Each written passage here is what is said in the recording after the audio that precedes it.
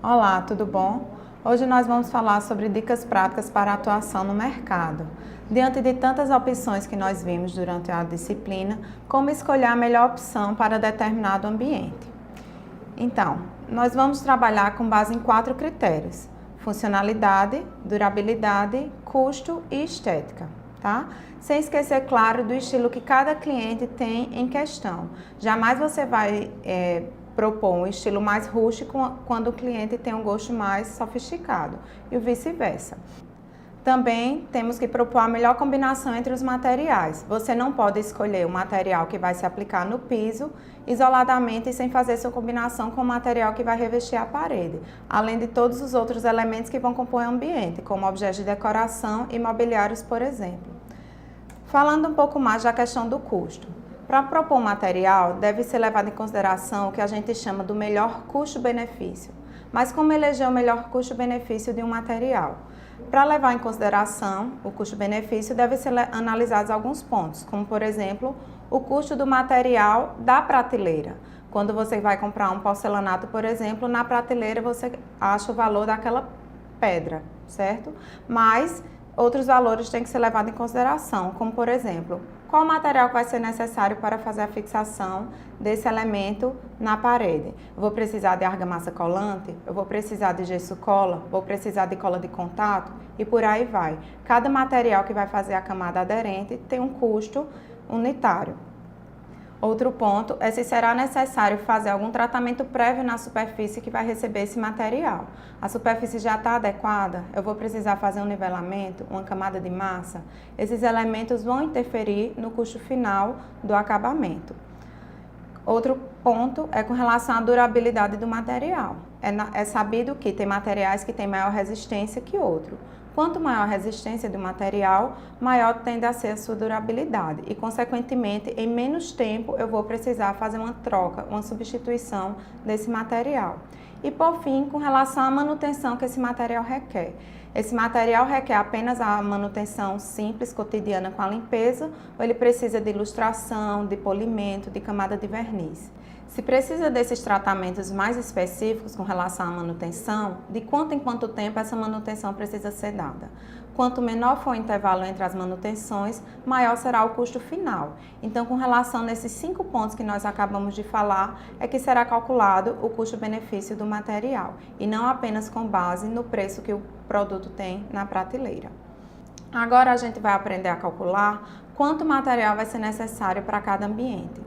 Esse é um critério que deve ser levado em consideração com base em como o material é vendido.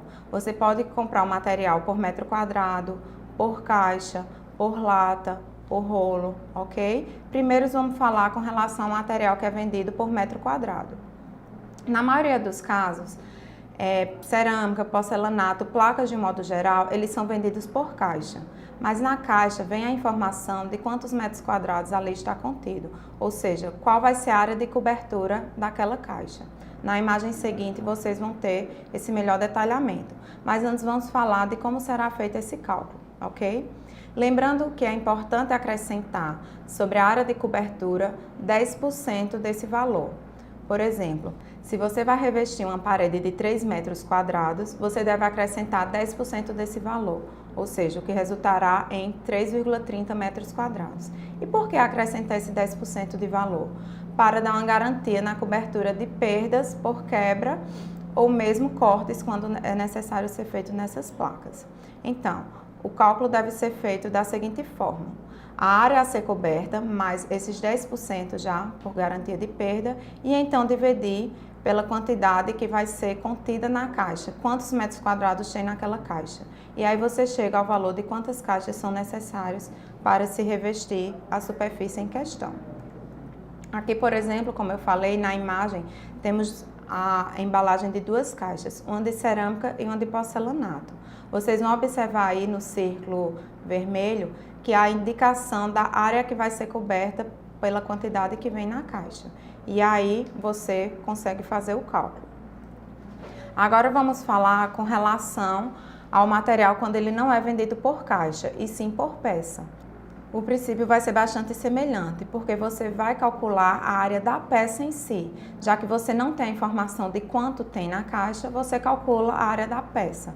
Essas peças normalmente são peças retangulares ou quadriculadas, o que é bastante fácil de se calcular a área. E aí o princípio vai ser o mesmo. A área a ser revestida, acrescido dos 10% de perda, dividido pela área do material, a área que a placa vai ter, e aí você chega à quantidade de material que vai ser necessário. Esse cálculo pode ser feito para placas de madeira, peças que são vendidas avulsas, como mármore e granito, entre outros materiais, ok?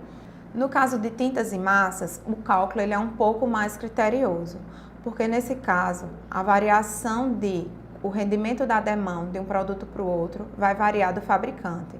Por exemplo, você pode ter uma tinta que tem um rendimento de 25 metros quadrados por demão e essa mesma tinta de outro fabricante pode ter um rendimento, por exemplo, de 40 metros quadrados por demão. Então, neste caso, deve ser avaliado criteriosamente o rótulo de cada produto, seja tinta ou seja massa, tá? Então, com base na análise do rótulo, que a informação vem sendo dada, de acordo com o fabricante, você vai seguir o seguinte princípio. A área a ser revestida acrescida dos 10%, nunca esquecer os 10% em virtude das perdas, vezes a quantidade de demãos que vai ser dada. É sabido também que, de acordo com a coloração da tinta que você usa, faz-se necessário você dar mais ou menos demãos, em virtude também do estado da superfície que a camada se encontra. Então, você que tem que calcular quantas demãos vão ser dadas para revestir aquela superfície.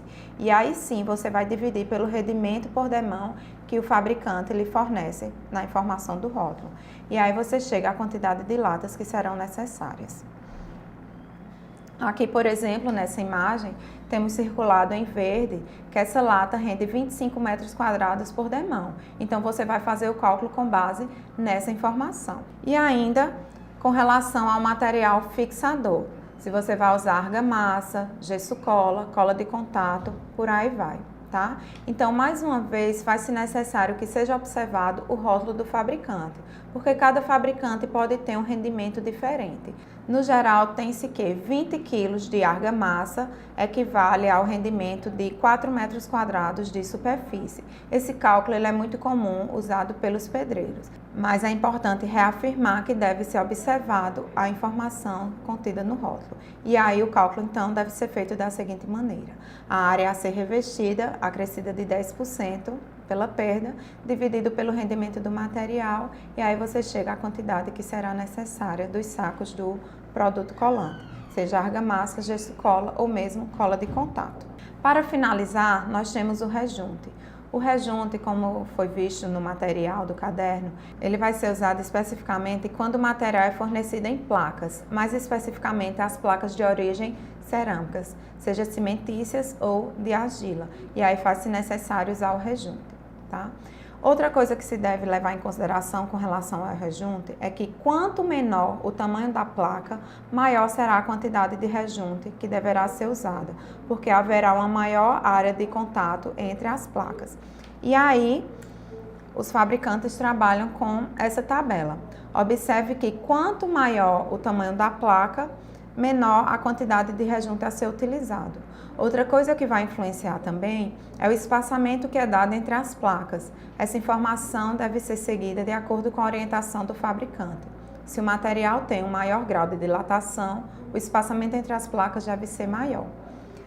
Mas, como nem sempre nós temos a tabela à nossa disposição, ou mesmo que a tabela possa ser que não tenha a informação de todos os formatos que você queira trabalhar, então a dica é usar esse cálculozinho aí que vocês estão vendo, essa fórmula para verificar quanto de rejunte é necessário. Mas, quem tiver algum problema com matemática, ou mesmo se a calculadora não estiver à sua mão, eu indico aí 2 sites que lhe fornecem uma forma prática de fazer esse cálculo. E assim você chega à melhor quantidade necessária de rejunte que vai ser utilizada. Ok? Espero que tenham entendido cada cálculo que é necessário fazer, porque é bastante importante você estar sempre junto ao seu cliente e ao pedreiro para que não falte material e assim não haja transtornos durante a obra ou mesmo a reforma. E assim o seu cliente ficará satisfeito. No mais, basta seguir as tendências, ok? Até a próxima. Tchau, tchau.